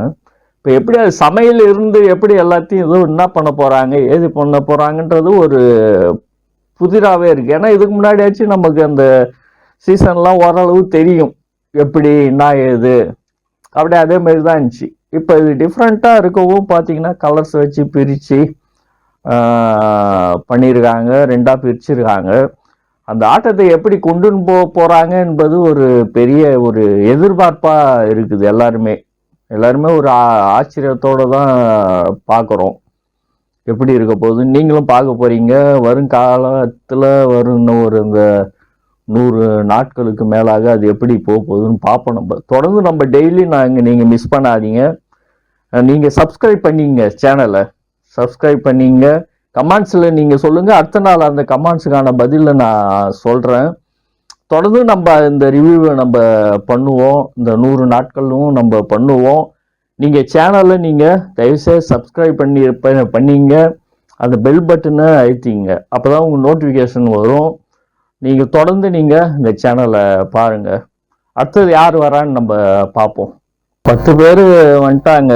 ரொம்ப அப்படியே கலகலப்பாக போயினே இருக்குது. இந்த ஏரியா பிரிக்கிறது தான் பெரும் பிரச்சனையாக இருக்குது. எல்லாருமே பார்த்தீங்கன்னா அந்த சிங்கிள் பெட்ரூம் உள்ள பகுதி தான் வரவங்களாம் சொல்கிறாங்க. இது நடுவில் பார்த்தீங்கன்னா 11வது ஆளாக ஒரு ஆளை கொண்டு வராங்க. பார்த்தீங்கன்னா பேர் வந்து சௌந்தர்யா அப்படின்னு சொல்லி ஒருத்தவங்களை கொண்டு வராங்க. அவங்க பிறந்தது பெங்களூர், ஆனால் வளர்ந்ததெல்லாம் நான் சென்னை தான் வளர்ந்தேன் அப்படின்னு சொல்றாங்க. இவங்க ஒரு மீடியா ஃபீல்டில் உள்ளவங்க, ஆனால் கொஞ்சம் அந்த அளவு பிரபலம் கிடையாது. ஒரு நார்மலான ஆள். என்னன்னா இவங்க ஒரு ஃபேஷன் டிசைனர், மாடலிங் மாதிரி பண்றவங்க. அது இல்லாம பாத்தீங்கன்னா கொஞ்சம் ஷார்ட் பிலிம்ல நடிச்சிருக்காங்க. ரொம்ப ஃபேமஸான ஆட்கள் கிடையாது. இவங்க ஓரளவு தன்னை மீடியாவில் காட்டணும் அப்படின்னு சொல்லிட்டு இவங்க பல முயற்சி எடுத்து இவங்க என்ன பண்ணியிருக்காங்க, இந்த மீடியா ஃபீல்டில் அவங்க வந்திருக்காங்க. இவங்களுக்கு என்ன ஒரு பிரச்சனைனா, இவங்க வாய்ஸ் பார்த்தீங்கன்னா கொஞ்சம் ஒரு மாதிரி ஒரு கட்ட குரலான ஒரு கரகரப்பு குரலான ஒரு வாய்ஸா இருக்குது. அதுலேருந்து அவங்க மீண்டு அந்த மீடியா ஃபீல்டில் வர்றதுக்கு ரொம்ப இவங்க லைஃப்ல இவங்க கஷ்டப்பட்டு தான் இவங்க வந்திருக்காங்க. ஏன்னா அவங்க பேசும்போதே நல்லா தெரியுது. விஜய் சேதுபதிகிட்ட பேசுறாங்க. அப்போ அவங்க உண்மையை சொல்றாங்க, இது மாதிரி எனக்கு இந்த பிரச்சனை இருக்கு, அதனால பார்த்தீங்கன்னா நான் சின்னதுலேருந்தே ரொம்ப கஷ்டப்பட்டு தான் நான் வளர்ந்தேன். எல்லா இடத்துலையுமே எனக்கு ஒரு கேலி கிண்டல் பண்ணுவாங்க அந்த வாய்ஸ்ல. எப்படின்னா ஒரு அலி பேசுற அலின்னு சொல்லுமா, ஒரு என்ன சொல்றது, திருநங்கை பேசுற மாதிரி இருக்குது. கொஞ்சம் ஒரு ஆண் கலந்த வாய்ஸ் மாதிரி இருக்குது. இது ரொம்ப கஷ்டம் தான். இது வந்து இந்த சமுதாயத்துல இது மாதிரி ஆட்கள்லாம் வர்றது வந்து வளர்றது ரொம்ப கஷ்டம். அது இந்த மீடியா ஃபீல்ட்ல ரொம்ப ரொம்ப கஷ்டம். இப்போ நான் பேசுறேன்னா என்னையே நிறைய பேர் கிண்டல் கேலி பண்ணுவாங்க என்னுடைய வாய்ஸுக்கே. ஏன்னா ஒரு மாதிரி குழன்னு பேசுறீங்க, ஒரு மீடியாவில் இருக்கிறீங்க, ஒரு பேசுறீங்க, ஒரு மாதிரி குழ பேசுறீங்க அப்படின்னு சொல்லிட்டு. அது ரொம்ப ஒரு கஷ்டமான விஷயம்தான். என்னையே வந்து அது ஒரு சிந்திக்க வைக்கிறதான இருந்துச்சு. ஏன்னா என்னுடைய வாய்ஸை நான் வந்து பண்ணி பார்த்தேன், ரிப்பீட் பண்ணி பார்த்தேன். அவங்கள பார்க்கும்போது அதுவுமே ஒரு சிந்திக்கிற காரியமா இருக்குது. இதுல வந்து அவங்க ஃபீல்ட்ல வந்து இன்னைக்கு வந்து பிக் பாஸ் வரைக்கும் வந்திருக்காங்கன்னா அது ஒரு பெரிய ஒரு அச்சீவ்மெண்ட். அது அவங்கள கண்டிப்பா நாங்க வந்து நம்ம ஜெட் டிவியில சார்பாக நாங்க வாழ்த்துறோம். அவங்க பேசிட்டு அதுல இப்ப விஜய் சேதுபதியிட்ட பேசும்போது பயங்கரமா கமாண்ட், பயங்கர ஜாலியா போச்சு. ஏன்னா அவங்க அப்பா கிட்ட ஒண்ணு கேக்குறாங்க, அவங்க அப்பா ஒண்ணு சொல்றாரு. எல்லாம் இந்த லாங்குவேஜ் ப்ராப்ளம் சிலதெல்லாம் இருந்துச்சு. அது ஒரு ஜாலியா போயிட்டு அவங்க உள்ளார வந்து அவர் பேசாமே செய்கை காட்டியே உள்ளார என்ன பண்ணிட்டாரு, அந்த வீட்டு உள்ளார விஜய் சேதுபதி வந்து அவங்கள வந்து சௌந்தர்யாவை அனுப்பி விட்டாரு. இவங்க உள்ளார போன உடனே இவங்க மற்றவங்கள்ட்ட பேசும்போது என்ன அவங்களுக்கு சளி பிடிச்சிருக்கான்னு இப்பயே என்ன பண்ண ஆரம்பிச்சிட்டாங்க. அதுல இருந்து நமக்கு தெரியுது. ஏன்னா உள்ளார இருக்கிறதான மற்ற ஆட்களுக்கு இவங்கள பத்தி தெரியாது. இப்ப இவங்க அவங்ககிட்ட பேசும்போது போயிட்டு அந்த பெட்டெல்லாம் பார்த்து எந்த இடம் என்ன ஏது அப்படின்னு பார்த்து அவங்க இது மற்றவங்ககிட்ட பேசும்போது எடுத்த உடனே என்ன உங்களுக்கு சளி பிடிச்சிருக்கா, ஏன் தொண்டை கட்டிச்சா அப்படின்றாங்க. உடனே அவங்க என்ன சொல்றாங்கன்னா என்னுடைய வாய்ஸ் அப்படிதான் அப்படின்னு. இது போக போகதான் இது என்ன பிரச்சனை ஆகும், இந்த வாய்ஸை பத்தி ஏதாச்சும் இதாகுமா, கிரிட்டிஸ் ஆகுமா அப்படின்னு தெரியல. நம்ம பொறுத்து இருந்துதான் நம்ம பார்க்கணும் எப்படின்னு சொல்லிட்டு அது பொறுத்து இருந்தா பார்க்கணும். அருண் பிரசாத்ன்னு சொல்லிட்டு ஒருத்தர் போயிருக்காரு, 12வது நபரா போயிருக்காரு. இவர் பாத்தீங்கன்னா பாரதி கண்ணம்மா அப்படின்னு சொல்லிட்டு ஒரு சீரியல் வந்து ரொம்ப பிரபலமா போச்சு. அதுல வந்து பாரதியா அவர் வந்து ஆக்ட் பண்ணியிருக்காரு. இந்த பாரதி கண்ணம்மால ஒரு நல்ல ஒரு ஆக்டர், ஒரு நல்ல படம் ஏதோ ஒரு 2-3 நடிச்சிருக்காரு. அது சரியா ஓடலை. இன்னும் பாத்தீங்கன்னா அந்த ஃபீல்ட்ல நம்ம ஏதாச்சும் நம்ம வரணும், முன்னேறணும், இன்னும் நம்ம மக்கள் மத்தியில் நம்ம தெரியணும் அப்படின்னு சொல்லி அவரு வந்திருக்காரு, உழைப்பாளி. இவரும் பாத்தீங்கன்னா விஜய் டிவியினுடைய வளர்ப்புன்னு சொல்லலாம். இது எப்படி இருக்க போகுதுன்னு தெரியல. விஜய் டிவியுடைய வளர்ப்பே பாத்தீங்கன்னா ஒரு 4-5 பேர் வந்திருக்காங்க. இவங்கெல்லாம் எப்படி கொண்டுன்னு போக போறாங்க, இவங்களுடைய டாமினேட், அதாவது விஜய் டிவியினுடைய பேக்ரவுண்டு இவங்களுடைய டாமினேட் இருக்குமா இருக்காதா? ஏன்னா சில சீசன்ல நம்ம பார்த்துருக்கோம். நம்ம இப்ப பிரியங்காலாம் வந்து அப்பெல்லாம் பாத்தீங்கன்னா பயங்கர டாமினேட் விஜய் டிவி ஆட்கள் என்ன பண்ணாங்க, டாமினேட். அது மாதிரி நிறைய நம்ம பார்த்துருக்கோம். இதுல பாத்தீங்கன்னா நம்ம வெரைட்டியா பிரியும் வேற. சினிமா அதாவது பெரிய திரையில இருக்கிறவங்க ஒரு பார்ட்டியாகவும், சின்ன திரையில இருக்கிறவங்க ஒரு பார்ட்டியாகவும் என்ன பண்ணுவாங்க. இந்த சேரன் இருந்தப்பெல்லாம் பாத்தீங்கன்னா பயங்கர இது. சேரன் பெரிய திரை, சின்ன திரையில நம்ம இவன் இருந்தான் அந்த சீரியல் நடிகர். இதெல்லாம் பாத்தீங்கன்னா பயங்கர பிரச்சனை போச்சு. இது மாதிரி இது வந்து ஒவ்வொரு சீசன்லயும் ஒரு நடக்கிற காரியம் தான் இதெல்லாம். அப்படி இருக்கும்போது இத்தனை பேரு விஜய் டிவியுடைய பேக்ரவுண்டு வந்திருக்காங்கன்னா அது எப்படி போகும் தெரியல. என்னுடைய கருத்து என்னன்னா, இதுல வந்து விஜய் டிவிக்கு அப்பாற்பட்டு இதுல எல்லாம் கொண்டுன்னு வந்தாங்கன்னா நல்லா இருக்கும்னு நான் நினைக்கிறேன். ஏன்னா அவங்க என்னதான் இருந்தாலும் அவங்க வந்து வளர்ந்த இடம் இந்த விஜய் டிவின்றது. அப்ப அவங்கள அறியாம ஒரு அசாட்டு ஒரு இது ஒண்ணு இருக்கும். என்ன பிரச்சனை என்ன வந்தாலும் பாத்துக்கலாம் அப்படின்னு இறங்கி ஆடுறா அப்படின்ற மாதிரி ஒரு சிந்தனை அவங்களுக்கு வரும். அதனால இது வந்து விஜய் டிவிக்கு அப்பாற்பட்டு இந்த நிகழ்ச்சியை நடத்தினாங்க, பிக் பாஸ் நடத்தினாங்கன்னா ஓரளவு நல்லா இருக்கும். நான் என்னுடைய கருத்தா நான் வைக்கிறேன். நான் நேயர்களே உங்களுடைய கருத்து என்னன்னு நீங்க கமெண்ட்ஸ்ல சொல்லுங்க. ஏன்னா இப்பயே நம்ம பார்த்தோம், குக் வித் கோமாளில நம்ம பார்த்தோம். இந்த கடைசி சீசன்ல பாத்தீங்கன்னா மணிமேகலைக்கும் பிரியங்காவுக்கும் ஒரு பெரிய சண்டை நடந்துச்சு. மணிமேகலை பாத்தீங்கன்னா அதுல ஹேங்கரா இருந்தாங்க. ஆனா பிரியங்கா வந்து அதுல வந்து ஒரு குக்கா இருந்தாங்க. ஆனா பாத்தீங்கன்னா பிரியங்காவுடைய டாமினேட் அதிகமா இருந்துச்சு அதுல. ஏன்னா அவங்க வந்து இத்தனை வருஷமா நான் வந்து விஜய் டிவியுடைய ஹேங்கர் ஆக்குறேன், நிறைய ப்ரோக்ராம் தொகுப்பாளியா இருந்திருக்காங்க. பாத்தீங்கன்னா அந்த நிகழ்ச்சி அந்த ஒரு ஒரு அதாவது அது ஒரு வெளிப்படையான நிகழ்ச்சி. அது ஏதோ வாரத்துல ஒரு நாள் போற நிகழ்ச்சியே அப்படி இருந்துச்சுன்னா, இது பாத்தீங்கன்னா இது உள் மனதை சொல்ற ஒரு நிகழ்ச்சி, அவங்களுடைய ரியாலிட்டிய சொல்ற நிகழ்ச்சி. இதுல அப்ப விஜய் டிவில இருந்து வந்தவங்களுடைய மனநிலை எப்படி இருக்கும்னு தெரியல. பார்ப்போம், நம்ம அடுத்தது யாருன்னு பார்ப்போம். தொடர்ந்து நம்ம பேசுவோம். அருண் பிரசாத் பாரதி கண்ணம்மா பாரதி போயிருக்காரு, என்ன நடக்கும்னு தெரியல. அடுத்தது பாத்தீங்கன்னா ஒரு நபர் போயிருக்காங்க, 13வது நபராக தர்ஷிகா அப்படின்னு சொல்லிட்டு ஒருத்தவங்க போயிருக்காங்க. இவங்களும் பாத்தீங்கன்னா ஒரு சீரியல் ஆக்டரா சில சீரியல் நடிச்சிருக்காங்க. இவங்க ஒரு 7 வருஷமா இந்த ஃபீல்ட்ல இருக்கிறாங்க, அந்த மீடியா ஃபீல்ட்ல இருக்கிறாங்க. சில சீரியல் நடிச்சிருக்காங்க, சில ஆங்கரா வந்து சில சேனல்ல ஒர்க் பண்ணியிருக்கேன் அப்படின்னு சொல்றாங்க. ஆனா அந்த அளவு பப்ளிசிட்டியா இருக்கிற மாதிரி தெரியல. இவங்க நார்மலான ஒரு ஆளா தான் இருக்கிறாங்க. இவங்க எப்படி பண்ண போறாங்கன்னு தெரியல. எனவே உங்களுடைய வாழ்க்கை ஒரு கஷ்டப்பட்டு வந்த வாழ்க்கையா தான் இருக்குது. கஷ்டப்பட்டு தான் இந்த ஃபீல்ட்ல அவங்க வந்து வந்திருக்காங்க. இவங்க வந்து எல்லாம் இது பண்ணிட்டு விஜய் சேதுபதியோட உரையாடெல்லாம் முடிச்சுட்டு இவங்க அந்த வீட்டுக்குள்ளார போறாங்க.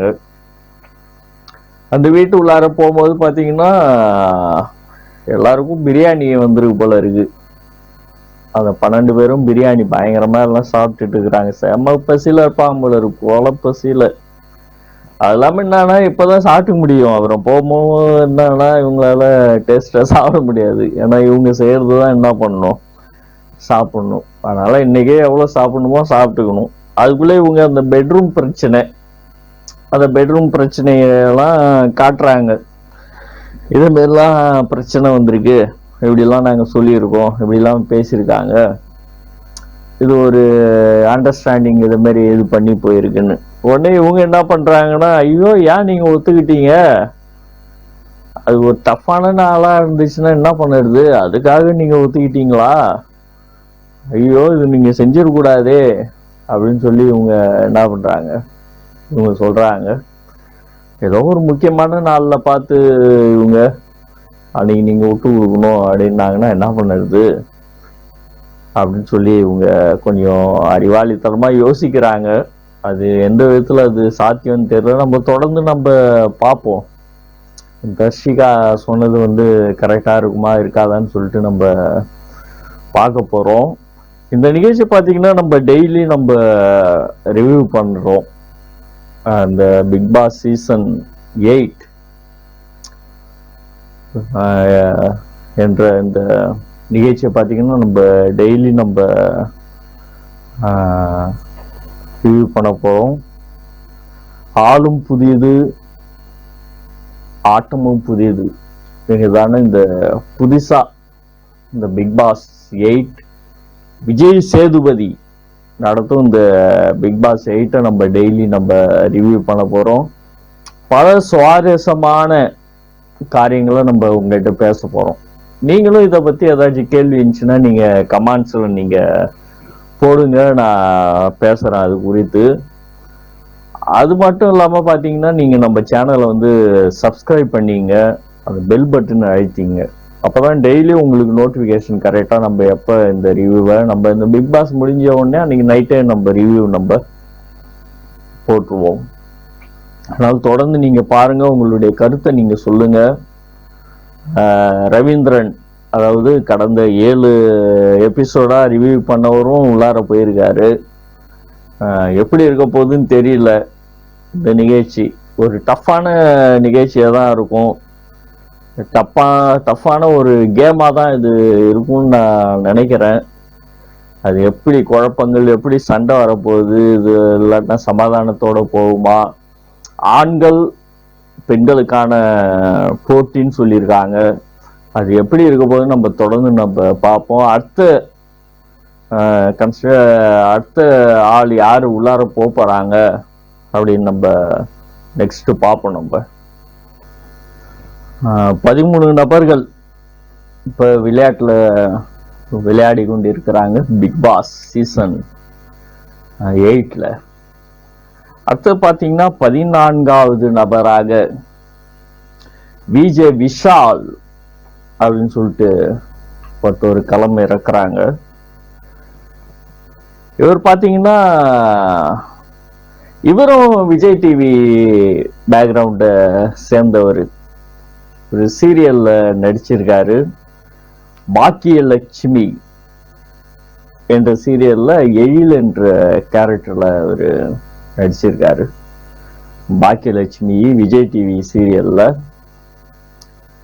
இவருக்கு இப்ப ஒரு 6 மாசமா நடிக்கலையா, சினிமாவுக்கு போகணும் அப்படின்னு சொல்லி ஒரு ஆசையில ஒரு வெளில அதுக்கான முயற்சியில ஈடுபட்டு கொண்டிருக்கிறார். அதுக்கு நடுவுல இந்த பிக் பாஸ் வாய்ப்பு கிடைச்சதுனால அவரு இதுல வந்திருக்காரு. இது பாத்தீங்கன்னா தொடர்ந்து பாத்தீங்கன்னா விஜய் டிவியோடைய பிராடே என்ன எனக்கு அவங்களுடைய வளர்ப்பே கொண்டு இருக்கிறது. விஜய் டிவி வளர்ப்பே இது எப்படி போகும்னே எனக்கு தெரியல. பாதிக்கு பாதி விஜய் டிவியை இறக்கி வச்சிருக்காங்க. விஜய் டிவி வாரிசுகள் சொல்லலாம், அவங்களே இறக்கியிருக்காங்க. அடுத்தது ஒரு லேடி இறக்குறாங்க. அது 15வது நபரா ஹன்சிகான்னு சொல்லிட்டு. இவங்களும் பாத்தீங்கன்னா விஜய் டிவியோடைய வளர்ப்பு தான். இவங்களும் ஒரு சீரியல், ஒரு பிரபலமான ஒரு சீரியல்ல இவங்க கதாநாயகியா நடிச்சிருக்காங்க. செல்லம்மா அப்படின்னு சொல்லி ஒரு சீரியல்ல இவங்க நடிச்சிருக்காங்க. ஒரு பிரபலமான ஒரு சீரியல் நடிகை. அந்த முன்னணி நடிச்சிருக்காங்க. இவங்க ஒரு கேரளாவை சேர்ந்தவங்க. இவங்க கேரளாவில இருந்து இங்க வந்திருக்காங்க. இப்போ அவங்க இப்ப பிராங்கா சொல்றாங்க, எனக்கு 27 வயசு ஆயிடுச்சு, இன்னும் நான் இன்னும் அச்சீவ் பண்ணல, இன்னும் நிறைய நான் சாதிக்கணும், இத்தனை வயசு ஆயிடுச்சு அப்படின்னு இவங்க தன்னுடைய ஏஜே சொல்றாங்க. நிறைய பேர் சொல்ல மாட்டாங்க நிறைய நடிகை, ஆனா இவங்க என்ன பண்ணிருக்காங்கன்னா அந்த ஏஜை சொல்லியிருக்காங்க. இவங்களும் இப்ப உள்ளார போயிருக்காங்க. இப்ப என்னன்னா இந்த விஜய் டிவியோடைய எல்லாம் அந்த வளர்ப்பும் ஒண்ணு சேர்ந்துரும்னு நினைக்கிறேன். இதுல பாத்தீங்கன்னா ரஞ்சித் வேற உள்ளார இருக்கிறாரு. இது என்ன ரஞ்சித்தும் பாத்தீங்கன்னா அந்த பாக்கியலட்சுமி சீரியல்ல நடிச்சவரு விஷால் கூட, விஜய் விஷால் கூட நடிச்சிருக்காரு. உள்ளார போன உடனே விஷால என்ன பண்ணிட்டாரு, ரஞ்சித் அப்படியே கட்டி அணைச்சி முன்னுடைய அன்பை பரிமாறிக்கிட்டாங்க. இப்ப விஜய் டிவியில பணி புரிஞ்சவங்கலாம் எல்லாம் அவங்க ஒருத்தவங்க கட்டி பிடிச்சிக்கிறாங்க தெரியுது. செலவுக்கு மட்டும் அப்படியே தனியா இருக்கிறாங்க. அந்த ஒரு பொண்ணு மட்டும் கொஞ்சம் கஷ்டப்படுது.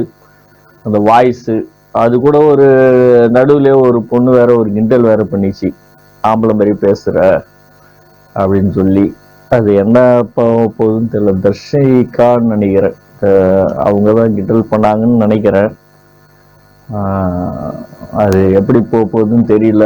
ஒரு விறுவிறுப்பா அப்படியே இப்பதான் போயின்னு இருக்கு, களை கட்டுது. இன்னும் எத்தனை பேரு இறங்க போறாங்கன்னு தெரியல. 18 பேரு இருக்கிறாங்க அப்படின்னு சொல்லி சில நியூஸ் வந்துச்சு. எத்தனை பேருன்னு தெரியல, பார்ப்போம், நம்ம பொறுத்து இருந்து பார்ப்போம்.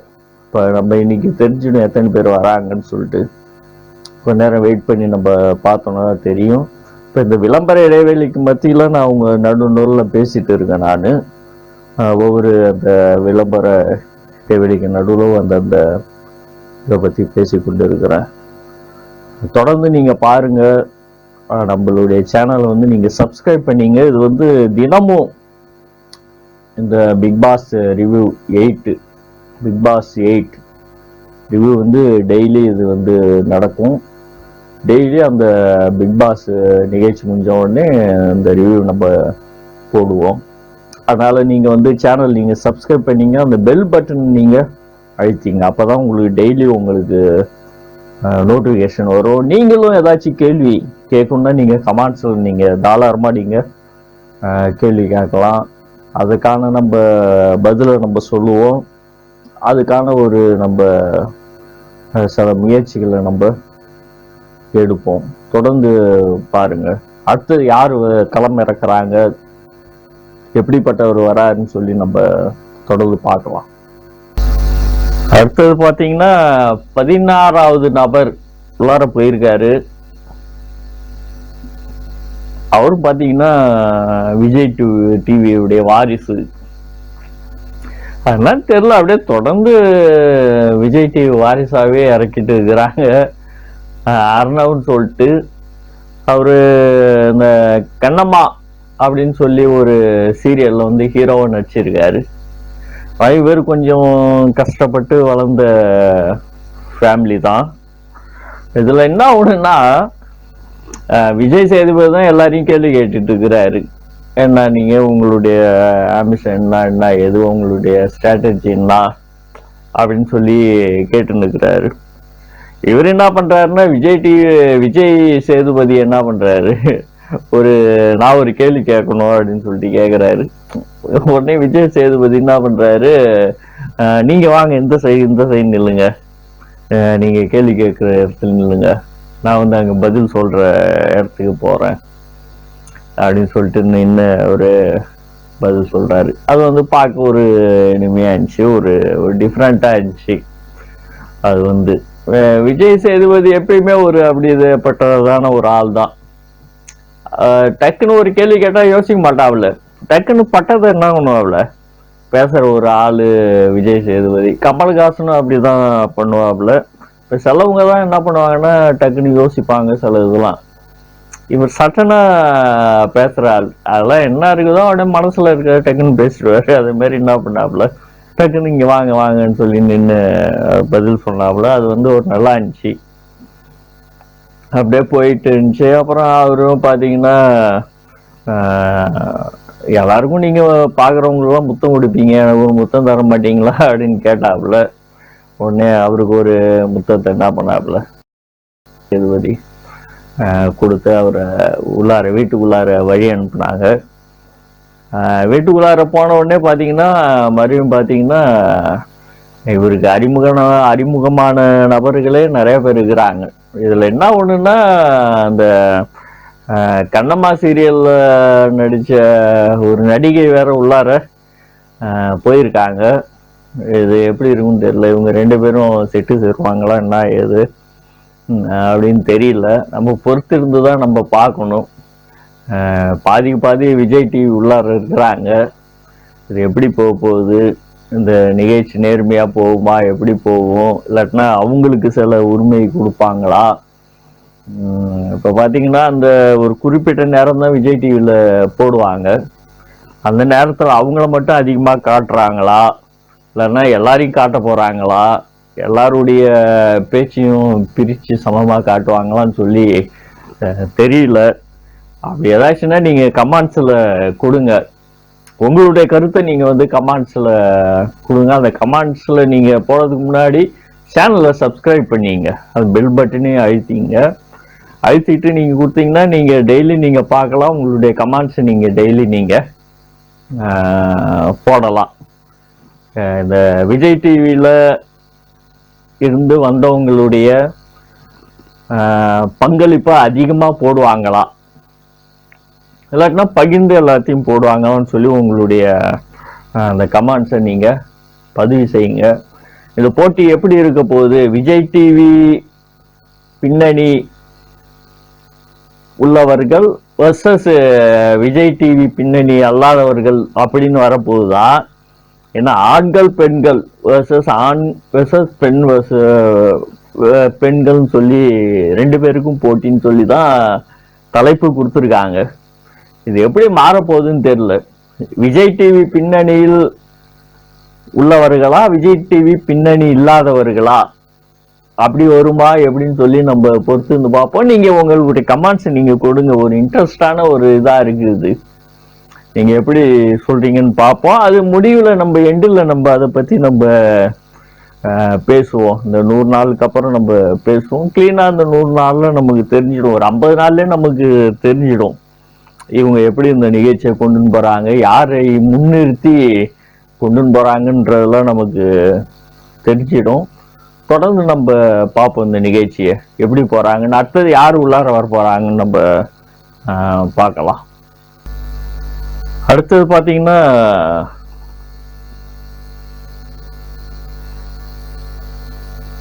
அடுத்தது யாரு போயிருக்காங்கன்னு பாத்தீங்கன்னா முத்துக்குமார்னு சொல்லிட்டு நிறைய பேருக்கு வந்து தெரிஞ்சிருக்கும். முத்துக்குமார் தமிழில் அறம் சார்ந்த வார்த்தைகளை பேசும் ஒரு இளைஞன் அப்படின்னு சொல்லலாம். இவர் விஜய் டிவி ஒரு தமிழ் நிகழ்ச்சியின் மூலமாக இந்த மீடியா துறைக்கு அறிமுகமானவர். அப்புறம் தொடர்ந்து அவர் வந்து விஜய் டிவியோட பயணிக்கல.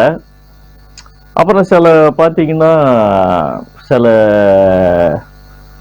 யூடியூப் சேனல், அப்புறம் சில மேடை பேச்சுக்கள், அதாவது சோசியல் மீடியான்னு சொல்லுவாங்க, அது மாரி சில சேனல்ல இவர் வந்து ஒரு ஆங்கரா வந்து தன்னை வளர்த்து கொண்டவர். மிக ஒரு திறமையான ஒரு பேச்சாளர், மிக அருமையான ஒரு தமிழில் பேசுபவர். இவர் வந்து சிவகங்கை மாவட்டத்தை சேர்ந்தவர். அப்ப பாத்தீங்கன்னா அந்த மதுரை பேச்சுக்கள், மதுரையினுடைய அந்த மண் கலந்த பேச்சுக்கள் பேசும் ஒரு இயல்பான பேச்சு. இப்ப எப்படி சென்னை தமிழ் பேசுறாங்களோ அதே மாதிரி மதுரை மண் சார்ந்த இயல்பான ஒரு தமிழ் பேச்சாளர்னு சொல்லலாம். அந்த மண் வாசனை கொண்டவர். சிவகங்கை மாவட்டம் மதுரை அந்த தென் பகுதியில் மண் வாசனை தமிழ் பேசுபவர். அவர் ஒரு சிறந்த ஒரு பேச்சாளர். நல்லா அடுக்குமொழியில் அப்படியே நல்லா நீண்ட ஒரு உரையை பேசுவார். நிறைய பேர் அவர் வந்து நேர்காணல் செய்திருக்காரு. அது மிகவும் அது ஒரு பிரபலமான நிகழ்வுகளாக இன்னைக்கும் இருக்குது. நிறைய வியூஸ் போன நிகழ்வுகளாக இன்னைக்கும் இருக்குது. ஒரு சிறந்த பேச்சாளர் அவர் வந்திருக்காரு. அவர் விஜய் சேதுபதியே அவருடைய வீடியோஸ் எல்லாம் பார்த்துட்டு மிகவும் ஆச்சரியப்பட்டார்.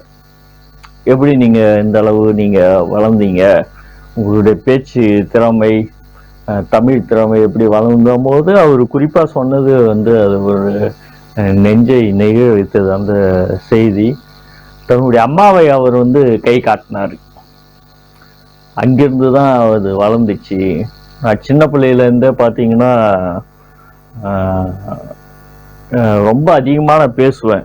வாத்தியாருங்களாம் நீ பேசுறதுக்கு தான்டா சரி அப்படின்னு சொன்னாங்க. ஆனால் ஒரே ஒரு ஆசிரியர் மட்டும்தான் என்னை வந்து பாராட்டினாரு.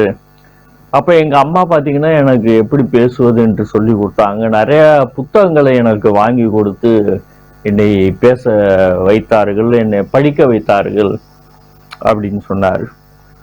நான் வந்து ஒரு சக மாணவனா தான் இருந்தேன் நான். ஆனால் எங்கள் அம்மா தான் என்னை வளர்த்தாங்க. அப்போ அவங்க அம்மா வந்து விஜய் சேதுபதி கேட்குறாரு, அம்மா நீங்கள் எத்தனாவது படிச்சிருக்கீங்க அப்படின்னு கேட்கும்போது அவங்க என்ன சொல்கிறாங்கன்னா, நான் 7ஆம் வகுப்பு வரை தான் நான் படித்திருக்கிறேன் அப்படின்னு. ஆனால் பார்த்தீங்கன்னா அவங்க பேசுகிற பேச்சிலும் ஒரு தெளிவு இருக்குது. ஒரு பேச்சாளர் எப்படி ஒரு படித்த பட்டம் வாங்கின அவர்கள் பேச்சாளர்கள் பேசுறாங்களோ அதே மாதிரி அவங்க முத்துக்குமாருடைய தாயார் பேசுறாங்க. மிக ஒரு தெளிவான ஒரு உச்சரிப்பு கொண்ட தமிழ்ல என்ன பண்றாங்க. இது வந்து மிகவும் ஒரு ஆச்சரியமான காரியம். எதனாலமா இந்த இது வந்துச்சு, இப்படி செய்யணும், படிக்கணும். அவங்களும் நிறைய புத்தகங்களை படித்து கொண்டு இருக்கிறாங்களாம். அப்படி பார்க்கும்போது அவங்க ஒரு பெரிய பெரிய ஆட்களுடைய வீட்டில் அவங்க வேலை செஞ்சிருக்காங்க. அப்போ அவங்களாம் படிக்கிறத பார்க்கும்போது இவங்களுக்கும் ஆர்வம் வந்திருக்கு, தன்னுடைய பிள்ளையும் படிக்க வைக்கணுன்ற ஆர்வம் இவங்களுக்கும் வந்திருக்கு. அதனால பார்த்தீங்கன்னா இவங்க அதை தேர்ந்தெடுத்து தன் பிள்ளையும் வளர்த்துருக்காங்க. அவர் இப்போ அந்த பிக் பாஸ் 8 வீட்டுக்குள்ளார போயிருக்காரு. இப்போ இவர் ஒரு தனி டிஃப்ரெண்ட்டான ஒரு கேரக்டர். இவர் எப்படி இருக்க போகுதுன்னு தெரியல. அறம் சார்ந்ததான ஒரு பேச்சாளர் இவர். அந்த ஒரு அறம் சார்ந்த ஒரு தலைப்பை சொல்லி கூட விஜய் சேதுபதி கேட்டாரு. ஒரு ஒரு ஒரு ஒரு நிமிஷத்துக்கு பேசி காட்டினார். மிக அருமையா பேசினார் அவரு. இது எப்படி இருக்க போகுதுன்னு தெரியல. இவர் தன்னை மாற்றிக்கொள்வாரா, இல்லாட்டினா இவருக்கு பார்த்து அங்க சிலர் மாறுவாங்களா, இவரை பார்த்து சிலவங்க தமிழை கற்றுக்கொள்வார்களா என்று தெரியவில்லை. நானே இப்ப கொஞ்சம் தூய தமிழ முத்துக்குமாரை பார்த்ததுக்கு அப்புறம் வாயில தானா வருது. அதனால இவர் பேசுவதை பார்த்து அங்க எல்லாம் மாற போறாங்களான்னு தெரியல. பொறுத்து இருந்து பார்ப்போம் நம்ம அடுத்தது யார் வராங்கன்னு சொல்லி. மிக சுவாரஸ்யமா போயின்னு இருக்கு இந்த Bigg Boss season 8. Vijay Sethupathi அவர்கள் தலைமையில போயின்னு இருக்குன்னு சொல்லலாம். 17 பேர் போயிட்டாங்க. அடுத்த 18வது நபர் யாருன்னு பார்த்தீங்கன்னா மிக பிரபலமான ஒரு Vijay TV serial actor Jacqueline. அவங்க போயிருக்காங்க. அவங்க பார்த்தீங்கன்னா கலக்கப்போவது யாரு, விஜய் டிவி கலக்கப்போவது யாருல ஆங்கரா இருந்திருக்காங்க, ஹோஸ்ட் பண்ணியிருக்காங்க. நல்ல கலகலப்பா பேசுற ஆளு, பயங்கரமா சுட்டித்தனம் பண்ற ஆளு, நல்லா பண்ணுவாங்க. கலக்க போகுது யாருல இருந்தாங்க. அப்புறம்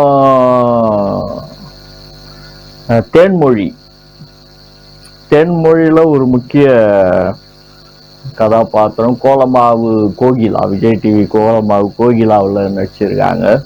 இப்படி பார்த்தீங்கன்னா நல்ல ஒரு பிரபலமான ஒரு விஜய் டிவி அங்கே சொல்லலாம், ஒரு சீரியல் நடிகைன்னு சொல்லலாம். இவங்க வந்து ஃபைனலாக உள்ளார போகிறாங்க. நல்லா விஜய் சேதுபதிகிட்ட நல்லா பேசிட்டு தன்மையாக பேசிட்டு இப்போ உள்ளார போயிருக்காங்க. இந்த உள்ளார போனதுல என்னன்னா எல்லாரும் வந்து அந்த டீல் ஒன்று போட்டிருந்தாங்க பார்த்தீங்களா இதுக்கு முன்னாடி. அதாவது பெண்கள்லாம் இங்கே போகிறோம், ஆண்கள்லாம் இங்கே வரோம், நாங்கள் இந்த ரூமை விட்டு கொடுத்ததுனால ஒரு வாரத்தில் நீங்கள் எங்களை நாமினேஷன் பண்ணக்கூடாது, அது எப்பன்னு நாங்கள் சொல்லுவோன்ட்டு சொல்லியிருந்தாங்கல்ல. அதுக்கு பார்த்தீங்கன்னா அந்த டீலுக்கு ஒரு 2 பேர் மட்டும் ஒத்துக்கலை, அவங்க ஒத்துக்க மாட்டுறாங்க. அதில் பார்த்தீங்கன்னா ஜாக்குலின் வந்து ரொம்ப சீரியஸாக இருக்கிறாங்க. அப்போ நடுவில் விஜய் சேதுபதியும் ஸ்க்ரீனில் வந்து எல்லாரையும் கூப்பிட்டு கேட்குறாரு. அப்பயும் ஜாக்லின் சொல்கிறாங்க. அப்போ யாருக்கு உடன்பாடு இல்லைன்னும் போது 2 பேரும் கை தூக்குறாங்க. அப்போ நீங்கள் புரிய வைங்க அப்படின்னு சொல்லிட்டு ஒரு டிஸ்ஸை வச்சுட்டு போயிட்டாரு. இன்னும் 24 மணி நேரத்தில் ஒருத்தவங்க வந்து வெளியேறுவாங்க இந்த சீசனை விட்டு அப்படின்னு சொல்லிட்டு ஒரு டிஸ்ஸை வச்சுட்டு அப்புறம் பார்க்கலாம் சொல்லிட்டு போயிட்டாங்க. இப்போ எல்லாம் பார்த்தீங்கன்னா அப்படியே மண்டையை பிச்சுக்கிறாங்க. 24 மணி நேரத்தில் யாரா வெளில போகிறோம் அப்படின்னு சொல்லிட்டு. அது வந்து ஒரு பெரிய இதாக இருக்குது. இப்போ வந்து அந்த பெண்கள் ஆண்களை வந்து நீங்கள் நாமினேட் பண்ணக்கூடாதுன்னு சொல்லியாச்சு. அதில் இந்த 24 மணி நேரத்தில் இதில் வரும்போது பெண்கள் யாராச்சும் அனுப்பிடுவாங்களா அப்படின்னு சொல்லிட்டு ஒரு சிக்கல் ஆகுது. அவங்களுக்குள்ளார பேசிக்கிறாங்க. இப்போ ஜாக்லின் மட்டும் பார்த்தீங்கன்னா அதுக்கு உடன்படலை. நைட் ஆயிடுச்சு, லைட்டெல்லாம் ஆஃப் பண்ணிட்டாங்க. ஆனால் பார்த்தீங்கன்னா அவங்க வந்து நான் வந்து வெளியிலே தூங்குறேன், ஹால்லே தூங்குறேன், நான் பெட்ரூம்க்கு வரல, நான் ஒரு பெட்டு எடுத்துட்டேன்னா நான் வந்து இந்த டீலுக்கு உடன்பட்டவனா ஆயிடும், பிக் பாஸ் இன்னும் எதுவும் என்கிட்ட சொல்லலை, நீங்கள் அங்கே தான் உள்ளார தான் படுக்கணும் அப்படின்னு சொல்லி பிக் பாஸ் சொல்லலை. அப்படி சொன்னாருன்னா நான் வேணாலும் என்ன பண்ணிக்கிறேன் நான். உள்ளார படுத்துக்கிறேன், டீலுக்கு நான் சம்மதிக்கிறேன் அப்படின்னு சொல்லி சொல்கிறாங்க. ஆனால் அது இன்னும் பிக் பாஸும் சொல்லலை. அதுக்குள்ளே இந்த எபிசோடை வந்து இன்னைக்கு முடிக்கிறாங்க, இந்த அறிமுகத்தை. நாளைக்கு எப்படி வரப்போகுதுன்னு தெரியல. நாளை தினத்தில் நாளைக்கு யார் வெளில போகிறாங்க, எலிமினேஷன் ஆகி யார் வெளில போகிறாங்கன்னு தெரியல. இது எப்படி இருக்க போகுதுன்னு தெரியல. இந்த Bigg Boss season 8 Vijay Sethupathi நடக்கிறது எப்படின்னு நம்ம பொறுத்து இருந்து பார்ப்போம். தொடர்ந்து நீங்க பாருங்க, தொடர்ந்து உங்களுடைய கருத்துக்களை நீங்க சொல்லுங்க. நீங்க வந்து தொடர்ந்து நீங்க சேனலை சப்ஸ்கிரைப் பண்ணுங்க, அந்த பெல் பட்டனை அழுத்துங்க. நம்ம தொடர்ந்து நம்ம பார்ப்போம், நாளைக்கு எப்படின்னு சொல்லி நம்ம பார்ப்போம். நாளைய தினத்துல நம்ம எதை பத்தி பேசலாம், என்ன ஏதுன்னு சொல்லி நீங்க கமெண்ட்ல நீங்க சொல்லுங்க. அது பேர் இதுக்கு முன்னாடி நான் பேசியிருந்தேன் சில காரியத்தெல்லாம், அது குறித்தெல்லாம் நீங்க கமெண்ட்ல நீங்க சொல்லுங்க. நம்ம நாளைய தினத்துல நம்ம பார்க்கலாம். அதுவரை உங்களிடமிருந்து விடைபெற்றுக் கொள்வது உங்கள் ஜெட்தவா. தொடர்ந்து நீங்க நிகழ்ச்சியை பாருங்க. இது தினமும் பிக் பாஸ் முடிஞ்சவுடன் இந்த ரிவ்யூ டெய்லி நீங்க பார்க்கலாம். நீங்க கமெண்ட்ஸ் போட்டீங்கன்னா உங்களுடைய பேரோடு சேர்த்து நான் சொல்லுவோம். உங்க பேரையும் போட்டீங்கன்னா உங்களுடைய பேரும் வந்து நாங்க வந்து சொல்லுவோம். இவர் இந்த ஊர்ல இருந்து இந்த கேள்வி கேட்டிருக்காரு, இதை சொல்லியிருக்காங்க அப்படின்னு சொல்லி நாங்க ஒரு சிறப்பான ஒரு பதிவை உங்களுடைய பேரை சொல்லி நாங்க சொல்லுவோம். அதனால உங்க பேரும் உங்க ஊரோட சேர்த்து அந்த கமெண்ட்ஸ் நீங்க போடுங்க. தொடர்ந்து ஆதரவு கொடுங்க. நன்றி, வணக்கம்.